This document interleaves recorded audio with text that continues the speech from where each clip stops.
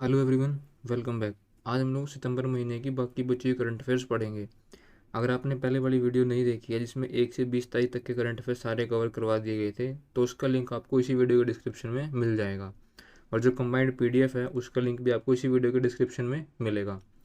आज बढ़ते हैं पहले क्वेश्चन की तरफ कि कौन सा ऐसा हड़प्पा स्थल है जिसकी हरियाणा में दोबारा खुदाई की जा रही है। तो वो है राखीगढ़ी। हिसार के राखीगढ़ी की जो है वो दोबारा खुदाई की जा रही है। पहले से खुदाई जो है अमरिंदर नाथ जी के डायरेक्शन में, जो तब के एएसआई के डायरेक्टर थे, 1997 से 2000 के बीच में की गई थी। उसके बाद जो 2015 में डेक्कन कॉलेज पुणे ने भी यहाँ खुदाई की थी। 2016 तक यहाँ से 11 टीले मिले थे।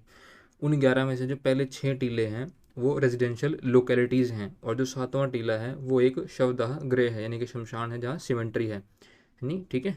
तो वहाँ से जो है 5 नरकंकाल मिले हैं अभी तक राखीगढ़ी से।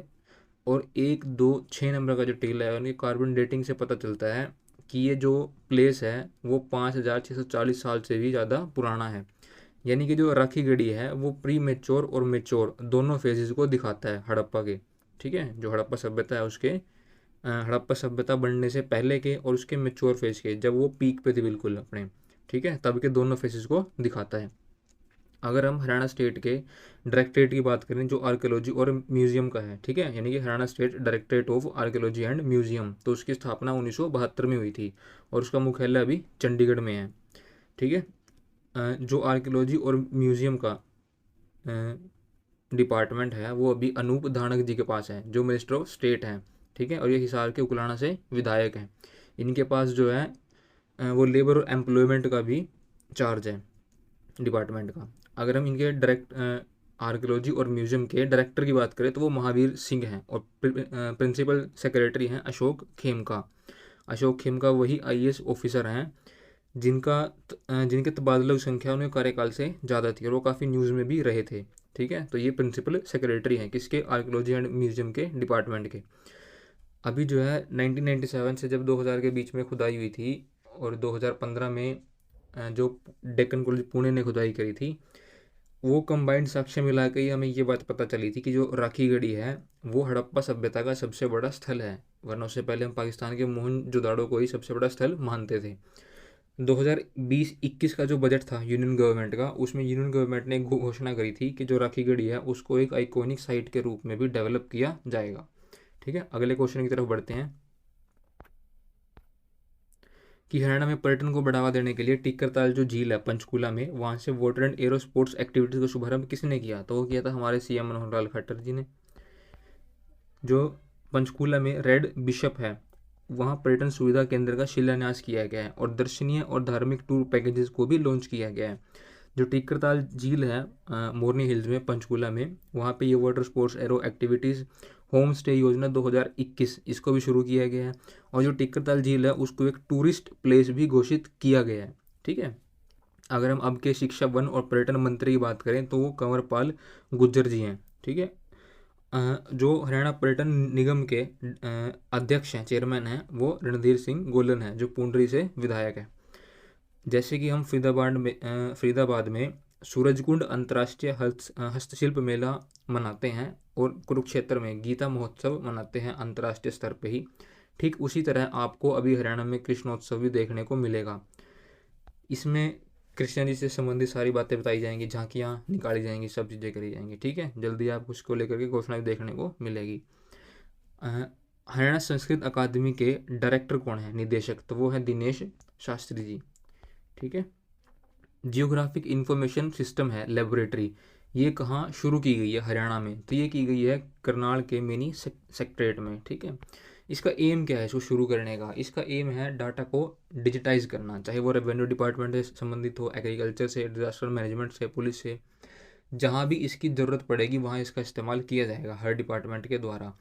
अब जैसे जगह की निशानदेही करनी है, या कहीं पराली में आग लगी है जैसे खेतों में लगा देते हैं, उन सब प्लेसेस को डिटेक्ट करने के लिए भी इसका इस्तेमाल किया जा सकता है। ये किसकी मदद से लगाई जा रही है, ये लगाई जा रही है हरियाणा स्पेस एप्लीकेशन सेंटर की मदद से। आगे बढ़ते हैं कि स्वच्छ सर्वेक्षण ग्रामीण 2021 इसका जो शुरुआत है वो किसने करी है, तो वो की थी दुष्यंत चौटाला जी ने, जो हमारे डिप्टी सीएम हैं। इसका एम क्या है, इसका एम है कि हर डिस्ट्रिक्ट से कम एक विलेज उसको जब 5 star open defecation free plus declare करना है। ठीक है, मतलब ऐसे एफर्ट्स किए जाएंगे कि उसको ऐसा डिक्लेयर किया जा सके। ठीक है, 1 अक्टूबर को जो हमारे पीएम हैं वो स्वच्छ भारत मिशन अर्बन 2.0 लॉन्च करेंगे, यानी कि सेकेंड वर्जन लॉन्च करेंगे उसका। और जो अमृत योजना है यानी कि अटल mission rejuvenation and rural transformation, ठीक है, ये दोनों ही अर्बन एरिया के लिए हैं, दोनों ही योजनाएं। इनका जो वो लोकार्पण किया जाएगा हमारे पीएम के द्वारा, और इनका एम हुआ कि जो सिटी है उनको गार्बेज फ्री बनाना है और जो वाटर है उसको स्वच्छ बनाना है। ठीक है, आगे बढ़ते हैं कि रन फॉर यूनिटी प्रोग्राम है वो कब लॉन्च किया जाएगा गुरुग्राम से, तो वो किया जाएगा 31 अक्टूबर 2021 को सरदार वल्लभ भाई पटेल जी के जन्मदिन पर। ठीक है, जिन्हें हम लौह पुरुष के नाम से भी जानते हैं। आज जैसा हम भारत देखते हैं उस भारत को बनाने में सरदार वल्लभ भाई पटेल जी का बड़ा योगदान है। भारत आज़ाद तो हो गया था परंतु उसको एक बनाने में, यूनाइट करने में जो सबसे बड़ी भूमिका रही वो सरदार वल्लभ भाई पटेल जी की रही। आप इस बात को जानते भी होंगे। तो उन्हीं के जन्मदिन के अवसर पर 31 अक्टूबर 2021 को गुरुग्राम से राज्य स्तरीय और जिला स्तरीय रन फॉर यूनिटी प्रोग्राम जो वो शुरू किया जाएगा। इसमें 5 किलोमीटर की दौड़ होगी और हर एज ग्रुप का जो व्यक्ति है वो इसमें पार्टिसिपेट कर सकता है। और इसका उद्देश्य भी वही होगा कि यूनिटी और जो हमारा राष्ट्र के प्रति समर्पण है उसको बढ़ाना, उसको बनाए रखना, उसका संदेश देना ही इस प्रोग्राम का उद्देश्य है। हरियाणा सरकार ने राज्य में किस कक्षा के बच्चों को एनटीएससी की फ्री कोचिंग देने की घोषणा करी है? ठीक है, ये करी है 9 से 12 तक के बच्चों को। ये होती क्या है असल में? नेशनल टैलेंट सर्च एग्जामिनेशन और किशोर वैज्ञानिक प्रोत्साहन योजना, ये दोनों ही सेंट्रल गवर्नमेंट की तरफ से चलाई जाती हैं। और जो बच्चे इनमें अच्छा परफॉर्म करते हैं उनको पीएचडी तक की स्कॉलरशिप दी जाती है सेंट्रल गवर्नमेंट की तरफ से ही। हरियाणा गवर्नमेंट ने सुपर 30 की तरह सुपर 100 प्रोग्राम चलाया था। आनंद जी का नाम सुना होगा आप लोगों ने, उन्होंने सुपर 30 के बैच चलाए थे आईआईटी और नीट के लिए। तो उनके बच्चों ने टॉप आईआईटी और जेई में जो है वो उस वक्त तब स्कोर किया था और उन्हें प्लेसमेंट भी मिली थी। ठीक है, तो उसी की तरह हरियाणा गवर्नमेंट ने सुपर 100 प्रोग्राम चलाए थे और फ्री कोचिंग दी थी एनडीए के लिए। जब हरियाणा गवर्नमेंट को लगा कि उनके ये प्रोग्राम सक्सेसफुल रहे तो अभी हरियाणा गवर्नमेंट ने बुनियाद स्कीम के तहत हरियाणा में एनटीएसई की जो फ्री कोचिंग है डिस्ट्रिक्ट लेवल पे, ठीक है, 9 to 12 क्लास तक के बच्चों को वो दी जाएगी अब। ठीक है, और जो हमारी नेशनल एजुकेशन पॉलिसी है 2020 की, उसमें एक गोल ये रखा गया है कि जो ग्रोस एनरोलमेंट रेशो है गर्ल्स का हायर एजुकेशन के लिए उसको 50% से ज़्यादा लेकर के जाना है और 2024 तक जो भी ड्रॉप आउट है उसको जीरो करना है। ठीक है, अभी ये 2 लक्ष्य हैं नेशनल एजुकेशन पॉलिसी 2020 के अंडर हरियाणा गवर्नमेंट के। और जो नेशनल एजुकेशन पॉलिसी है उसको लागू करने वाली पहली यूनिवर्सिटी जो है हरियाणा की वो सेंट्रल यूनिवर्सिटी महेंद्रगढ़ बन गई है। आगे पढ़ते हैं कि national bee keeping and honey mission जो सेंट्रल गवर्नमेंट की तरफ से चलाया जा रहा है उसके अंडर एफपीओ क्लस्टर्स एस्टेब्लिश किए जाएंगे, यानी कि फार्मर प्रोड्यूसर ऑर्गेनाइजेशन समूह बनाए जाएंगे, वो एस्टेब्लिश किए जाएंगे हरियाणा में।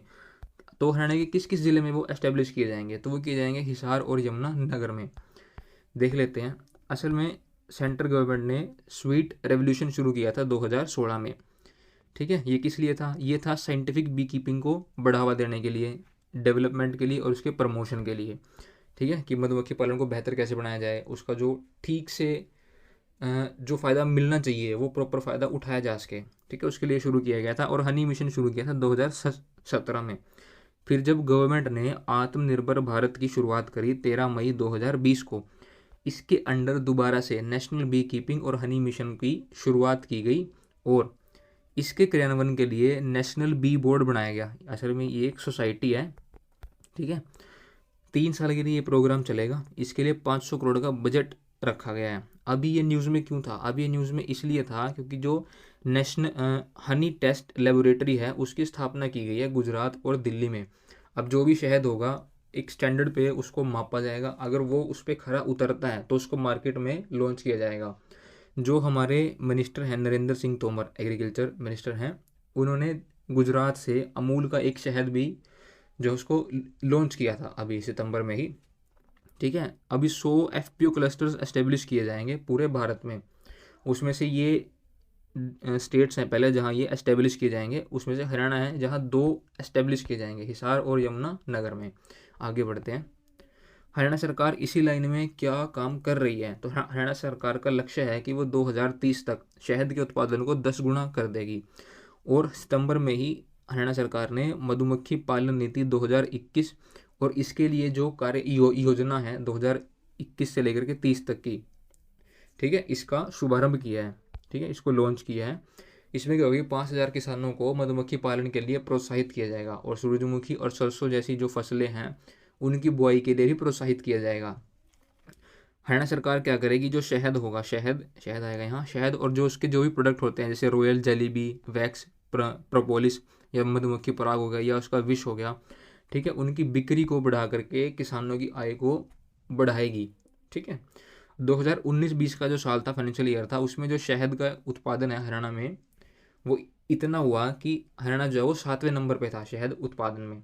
ठीक है, आगे देखते हैं कि विश्व कार मुक्त दिवस कब मनाया गया। तो ये मनाया गया था 22 सितंबर 2021 को। आगे बढ़ते हैं।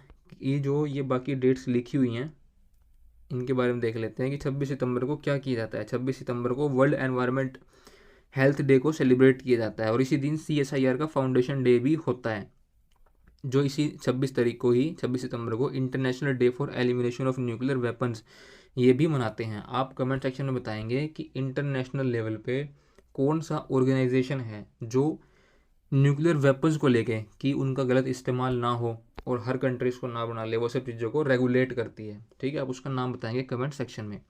8 सितंबर को हम इंटरनेशनल लिटरेसी डे मनाते हैं। जो 16 सितंबर है उसको ओजोन डे मनाते हैं। अब की बार जो मनाया गया था वो 27वां था। आप लोगों को पता होगा शायद कि जो वियना कन्वेंशन है उससे ही हमने ये सब की शुरुआत करी थी कि हमने कंसर्न दिखाए थे अपने ओजोन को लेकर के, और उसके बाद मॉन्ट्रियल प्रोटोकॉल साइन हुआ था कनाडा में। ये कनाडा का एक शहर है मॉन्ट्रियल। ठीक है, ये साइन हुआ था 1987 में और जो इफेक्ट में आया था वो आया था 1989 में। इस बार की जो थीम थी ओजोन डे की वो थी keeping us our food and vaccine cool. ठीक है, ये इस साल की थीम रही थी। हरियाणा में जो state environment impact assessment authority है हरियाणा की, ठीक है, ये मिनिस्ट्री के अंडर सिर्फ एक अथॉरिटी है। ठीक है, इसके जो भी चीफ नियुक्त किए गए हैं वो किए गए हैं समीर पाल सरो। ये सितंबर 2021 की ही नियुक्ति है, तो आप इसको याद रखेंगे।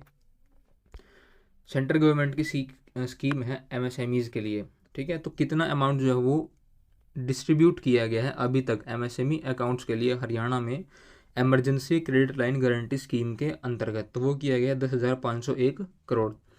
ठीक है, ये जो आप 1,55,645 करोड़ देख रहे हैं ये हरियाणा सरकार का अब की बार का बजट है इस फाइनेंशियल ईयर का। ये 20,856 जो है वो जो ये इस साल गया है, फाइनेंशियल ईयर गया है, ये उसका रेवेन्यू डेफिसिट था।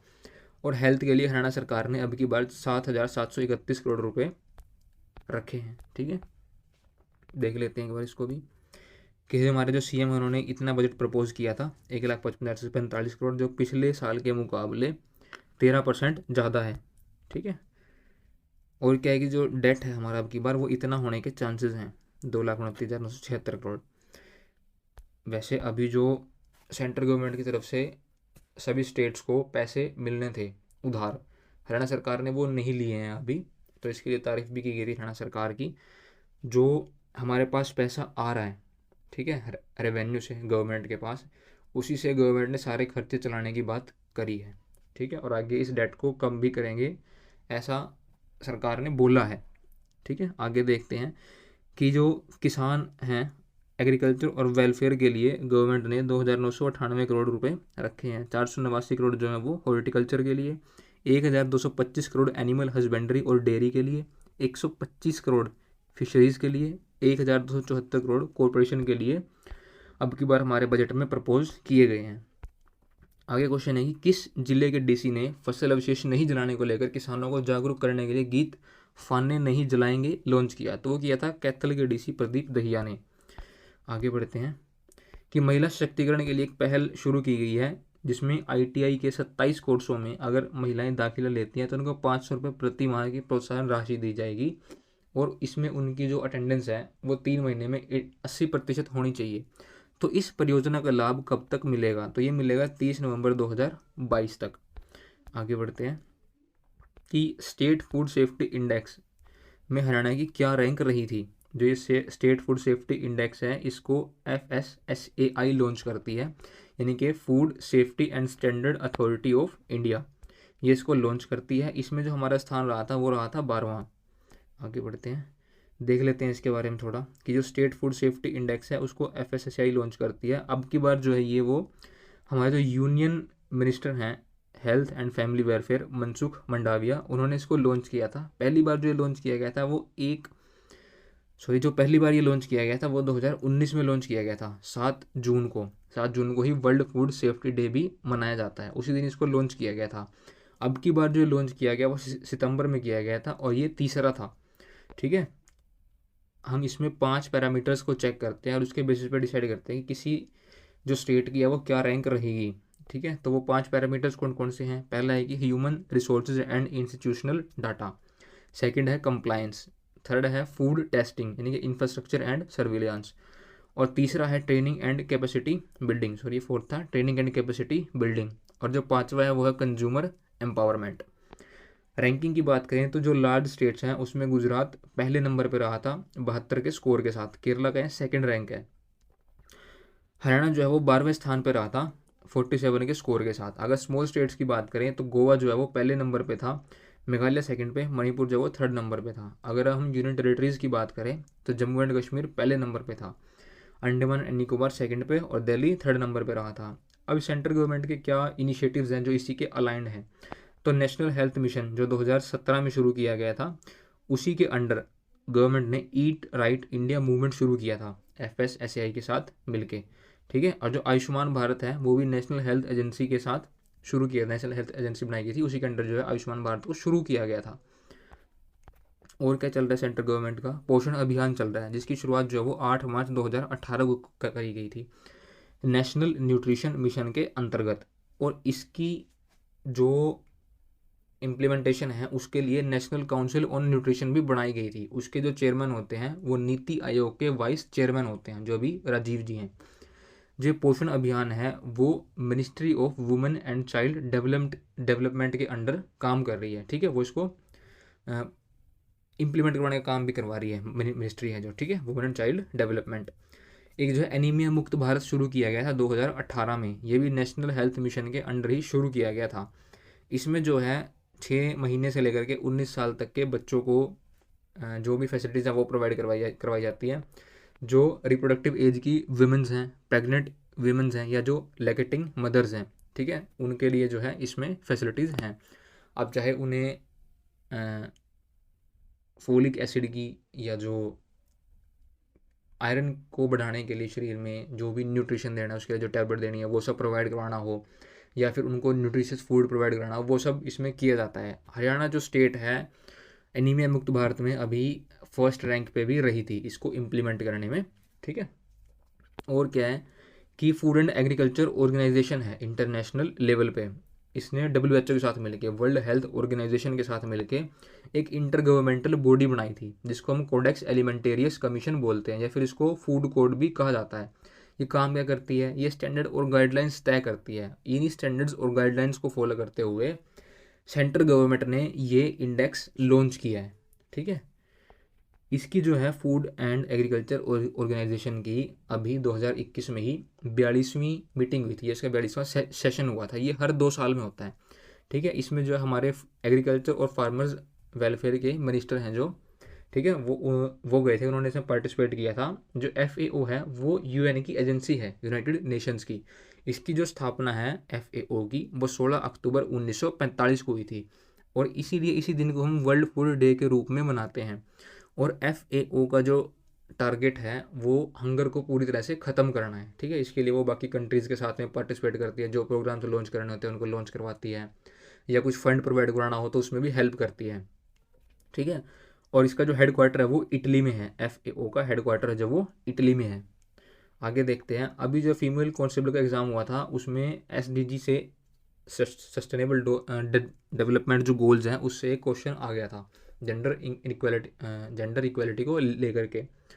अभी हम ये SDG पूरा ही पढ़ लेते हैं। है क्या कि यूनाइटेड नेशन ने डेवलपमेंट जो है वो ठीक से चलता रहे, सस्टेनेबल हो। आज ही आप अपने रिसोर्सेज को इस तरह से इस्तेमाल ना कर दें कि आने वालों के लिए कुछ बचे ही ना। ठीक है, तो हमें इस तरह से इस्तेमाल करना है कि वो बने रहें। जितना आप इस्तेमाल कर रहे हो तो उस हिसाब से वो दोबारा जनरेट भी होते रहें। उसके लिए 17 गोल्स रखे थे। उन्हीं गोल्स को आधार बनाते हुए इंडियन गवर्नमेंट ने भी स्टेट्स के लिए ये जो SDGs हैं, गोल हैं, उनको रखा और एक इंडेक्स तैयार किया है। ठीक है, देख लेते हैं इसको। अब की बार जो है मिजोरम और हरियाणा लास्ट ईयर के मुकाबले दोनों ने काफ़ी अच्छा परफॉर्म किया था। हरियाणा ने अब की बार 10 मार्क्स ज़्यादा अचीव किए थे इसमें, और जो हमारा स्कोर था वो 67 रहा था। केरला ने इसमें टॉप किया था 75 के स्कोर के साथ। हमारी जो रैंक है SDG गोल्स में वो 14 रही थी। ओवरऑल जो रैंकिंग हमारी SDG में, सस्टेनेबल डेवलपमेंट गोल्स में, वो 14 थी। ठीक है, अब गोल वाइज देख लेते हैं थोड़ा कि जो पॉवर्टी है उसमें 12th थी, जैसे ज़ीरो हंगर में 11th थी, गुड हेल्थ एंड वेलबींग में 13 थी। ऐसे आप ये पूरी रैंकिंग आप पढ़ सकते हैं। यहाँ आपको क्वेश्चन दिखाई देगा जैसे 2 जगह, क्योंकि समुद्र नहीं आसपास, तो पानी के नीचे जो लाइफ है उसको कैलकुलेट करने का मतलब नहीं बनता। ठीक है, और ये तो किसी के लिए थी ही नहीं वहाँ। आगे देख लेते हैं कि जो जेंडर इक्वलिटी है, यहाँ हमने काफ़ी ख़राब परफॉर्म किया था। और जो लाइफ ऑन लैंड है, हमने यहाँ भी अच्छा स्कोर नहीं नहीं किया है। ठीक है, और एक आपको ये यहाँ क्लीन वाटर एंड सैनिटेशन भी देखने को मिलेगा कि हमारी जो रैंक है वो 23वीं रही थी। अब की बार जो एग्ज़ाम में पूछा गया था वो जेंडर इक्वलिटी को लेकर के पूछा गया था, क्योंकि फीमेल कांस्टेबल का एग्ज़ाम था और ये महिलाओं के लिए ही था असल में। तो ये पूछ लिया गया था कि हमारी इसमें क्या रैंक रही थी। ठीक है, आगे बढ़ते हैं कि राज्य सरकार ने केंद्र सरकार से किन इंडस्ट्रीज़ को दोबारा खोलने के लिए आग्रह किया है। तो वो किया था फॉर्मल्डिहाइड इंडस्ट्रीज़ को लेकर के। जो पराली है उसको जलाने को लेकर के हरियाणा सरकार, राजस्थान सरकार, दिल्ली सरकार जो है वो काफ़ी प्रयास कर रही हैं अपनी तरफ से कि इसका जो उपयोग है पराली का उसको कहीं और कर लिया जाए, उसको जलाया ना जाए, उससे बायोफ्यूल्स बना बना लिए जाएँ, या कोई और पर जो प्रोडक्ट्स हैं उनको तैयार कर लिया जाए। तो इसी क्रम में आगे बढ़ते हुए हरियाणा गवर्नमेंट ने केंद्र सरकार से ये गुजारिश करी थी कि फॉर्मल्डिहाइड जो इंडस्ट्रीज है उनको शुरुआत करने की, दोबारा से शुरू करने की जो है वो परमिशन दी जाए, ताकि इसका प्रयोग जो है उसके प्रबंधन के लिए किया जा सके, पराली के प्रबंधन के लिए। आगे देखते हैं कि हरियाणा का जो पहला तितली सर्वेक्षण किस जिले में हुआ। तो ये हुआ था रेवाड़ी में। ठीक है, ये पहला ही सर्वे था हरियाणा में, इस तरह का पहला तितली सर्वे हुआ है, और इसमें 60 प्रजातियाँ जो है वो पहचानी गई हैं। सितंबर 2021 में किया गया था ये, रेवाड़ी जिले के खोल खंड में। ठीक है, खोल खंड में, जिसको ब्लॉक है खोल, वहाँ 10 गाँव है, वहाँ इसका सर्वेक्षण किया गया अरावली रेंजेस में। तितलियों को ये क्यों किया गया, क्योंकि जो तितलियां हैं उनको बायो इंडिकेटर माना जाता है इको सिस्टम का, यानी कि जैव संकेतक माना जाता है पारिस्थितिकी तंत्र का। ठीक है, एक ऐसा ही सर्वे जो है वो 30 सितंबर 2021 को कलेसर जो वन्य जीव अभ्यारण्य है या राष्ट्रीय उद्यान है या यमुनानगर में, वहाँ भी किया गया था, पर वो था मशरूम को लेकर के। इसमें बाकी जो जीव जंतु हैं उनको भी जांचा गया, उनके बारे में सर्वेक्षण किया गया, परंतु जो मेन ऑब्जेक्टिव था वो मशरूम को लेकर के था। इसके लिए देहरादून से टीम आई थी। हुनर ऐप और समर्पण पोर्टल का शुभारंभ जो है वो कब किया गया। तो ये किया गया था 25 सितंबर को। दीनदयाल उपाध्याय जी की जयंती होती है 25 सितंबर को। इसको हम जो है अंत्योदय दिवस के रूप में भी मनाते हैं। जो हमारे CM हैं उन्होंने कौशल विकास मिशन की ओर से तैयार किए गए हुनर ऐप को लॉन्च किया था। इसमें जो व्यक्ति स्वरोजगार के लिए प्रशिक्षण चाहते हैं, ठीक है, उनको प्रशिक्षण दिया जाएगा, और भी कई सारी फैसिलिटीज़ हैं। 6ठी से 12वीं तक का सिलेबस भी मिलेगा इसके अंदर। इसी दिन हमारे CM ने जो विदेश सहयोग विभाग है, ठीक है, उसकी आधिकारिक वेबसाइट का भी शुभारंभ किया था। आप यहाँ वेबसाइट का नाम देख सकते हैं। ठीक है, www.fcd.haryana.gov.in। इसका उद्देश्य क्या है, ये गो ग्लोबल अप्रोच के साथ जो हरियाणा गवर्नमेंट का दृष्टिकोण है, ठीक है, हमारा जो विज़न है उसको रखने का काम करता है। जो लोग हरियाणा में नहीं रह रहे हैं, ठीक है, यहाँ की नागरिकता नहीं है, वो यहाँ के बारे में जानना चाहते हैं या किसी तरह से कोई फैसिलिटी है उसका उपयोग करना चाहते हैं, तो वो इसके लिए इस वेबसाइट को विजिट कर सकते हैं। जो भी फॉरेनर होगा उसको किसी भी तरह से किसी भी तरह की सहायता चाहिए तो वो यहाँ विजिट कर सकता है। ठीक है, और क्या किया गया इस दिन, वो किया गया था समर्पण पोर्टल को लॉन्च किया गया था। इसमें क्या होगा कि जो भी वॉलंटियर्स हैं, स्वयं सेवक हैं, वो कहीं वॉलंटियर करना चाहते हैं तो 9 ऐसे एरिया डिक्लेयर किए गए गवर्नमेंट की तरफ से जहां वो 12 विभागों के साथ मिलकर अपनी सर्विस दे सकते हैं। जैसे खेल मित्र, वृक्ष मित्र, शिक्षा, किसान मित्र, स्वच्छता मित्र, कौशल विकास, सामाजिक ऑडिट, योजनाएं एवं सर्वेक्षण, महिला एवं बाल सहायता। इनमें से किसी भी फील्ड में अगर आप अपनी तरफ से कुछ वॉलंटियर करना चाहते हैं, गवर्नमेंट की मदद करना चाहते हैं, तो आप कर सकते हैं। ठीक है। भावांतर भरपाई योजना कब शुरू की गई? तो ये शुरू की गई थी 1 जनवरी 2018 को। ये अभी न्यूज़ में क्यों है? वो इसलिए है क्योंकि हरियाणा गवर्नमेंट ने बाजरे को भी जो है वो इसी में इंक्लूड कर दिया है 28 सितंबर 2021 को। ठीक है। और हरियाणा ऐसा करने वाला पहला राज्य बन गया है देश का। हमारे आसपास के जो राज्य हैं वो बाजरे की खरीद भी नहीं कर रहे हैं। ठीक है। हरियाणा सरकार कह रही है कि वो उन्हीं किसानों से बाजरा जब वो प्रोक्योर करेगी या खरीदेगी जिन्होंने मेरी फसल मेरा ब्यौरा पोर्टल में पंजीकरण किया हुआ है, और जो उपज भाव है उसको मेंटेन करने के लिए बाजार भाव पे 25% उपज को सरकारी एजेंसियां खरीदेंगी। ठीक है। और क्या इसमें सरकार जो इसके साथ 5 फसलों की और खरीद करेगी न्यूनतम समर्थन मूल्य पे। और 1 अक्टूबर से मूंग, मक्का, धान इनकी भी खरीद की जाएगी बाजरे के साथ साथ। और मूंगफली की जो खरीद है वो 1 नवंबर से शुरू की जाएगी। हरियाणा सरकार जो पहली बार अरहर, उड़द, तिल इनकी भी खरीद करेगी। ये शुरू की जाएगी 1 दिसंबर से। आगे बढ़ते हैं। बाकी जो डेट्स लिखी हुई थी उसके बारे में देख लेते हैं। जैसे यहाँ ये लिखी हुई हैं डेट्स कि 27 मई 2019 को जो है असल में बीज योजना शुरू की गई थी। इसके अंतर्गत किसानों को 2,000 रुपये की आर्थिक सहायता दी जाती है। ये कुल 7 जिलों में शुरू की गई थी। आप उनके नाम देख सकते हैं, अम्बाला, करनाल, जींद, सोनीपत, यमुनानगर, कुरुक्षेत्र और कैथल। इसका जो उद्देश्य था वो भूमि की उर्वरकता शक्ति को भी बढ़ाना था। 6 मई 2020 को मेरा पानी मेरी विरासत योजना शुरू की गई थी। जो किसान जो है खेती धान की छोड़ेंगे उनको 7,000 रुपये प्रति एकड़ की प्रोत्साहन राशि दी जाएगी। आप लोगों को पता होगा कि 14 जिले हरियाणा में ऐसे हैं जिनको ऐसा डिक्लेयर कर दिया गया कि जहाँ जो पानी का लेवल है वो काफ़ी नीचे जा चुका है। अभी गवर्नमेंट जो है अलग अलग प्रोग्राम्स लॉन्च कर रही है या कमेटीज़ बना रही है जो इस बात पर ध्यान दें और इस बात के लिए सजेस्ट करें कि इसको कैसे इम्प्रूव किया जाए। ठीक है। और हरियाणा पहचान जो परिवार पहचान पत्र यानी कि फैमिली आईडी है वो 4 अगस्त 2020 से शुरू की गई थी पंचकूला से।